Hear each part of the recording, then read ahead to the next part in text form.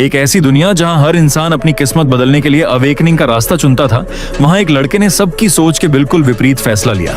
उसका नाम था अर्जुन। जब उसके सभी सहपाठी शक्तिशाली अवेकनर बनने का सपना देख रहे थे, तब अर्जुन ने साधना का रास्ता चुन लिया। उसकी बात सुनते ही पूरी क्लास उसका मजाक उड़ाने लगी।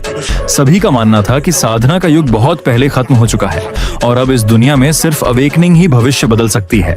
लेकिन अर्जुन के चेहरे पर जरा भी चिंता नहीं थी, क्योंकि उसे वह सच पता था जिससे पूरी दुनिया अनजान थी। उसे मालूम था कि कुछ ही समय बाद चांद टूटने वाला है और उसके अंदर कैद अनगिनत भयानक दैत्य पूरी दुनिया पर हमला कर देंगे।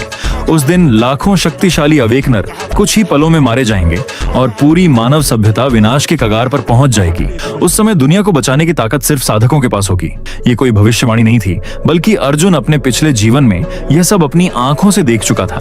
पिछले जन्म में वह अपने माता पिता के साथ उसी महाविनाश में मारा गया था, लेकिन मृत्यु के बाद उसकी आत्मा साधना की दुनिया में पहुंच गई। वहां उसने हजारों वर्षों तक कठिन तपस्या की, अनगिनत युद्ध लड़े और आखिरकार अमृतत्व प्राप्त कर लिया। उसका नाम पूरे साधना जगत में एक किंवदंती बन गया। लेकिन इतनी अपार शक्ति हासिल करने के बाद भी उसका सिर्फ एक ही सपना था, समय में वापस जाकर अपने माता पिता को बचाना। जब आखिरकार उसे यह मौका मिला, तभी कुछ शक्तिशाली दुश्मनों ने उस पर हमला कर दिया। भयंकर युद्ध में उसने अपनी सारी शक्ति खो दी, लेकिन उसकी आत्मा फिर भी अपने पुराने संसार में लौट आई। इस बार वह ठीक उसी दिन वापस आया था जब उसकी जिंदगी दोबारा शुरू होने वाली थी।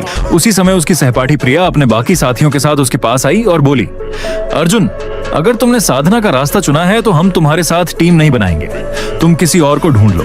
1 महीने पहले इन 6 दोस्तों ने साथ मिलकर परीक्षा देने का फैसला किया था, लेकिन जैसे ही सबको पता चला कि अर्जुन ने अवेकनिंग की जगह साधना चुनी है, उन्होंने उसे अपनी टीम से निकाल दिया। अर्जुन ने बिना किसी बहस के सिर्फ इतना कहा, ठीक है। उसका यह शांत जवाब देखकर सभी हैरान रह गए। उन्हें लगा था कि अर्जुन उनसे माफी मांगेगा या टीम में बने रहने की विनती करेगा, लेकिन उसने बिना कुछ कहे वहां से जाने का फैसला कर लिया।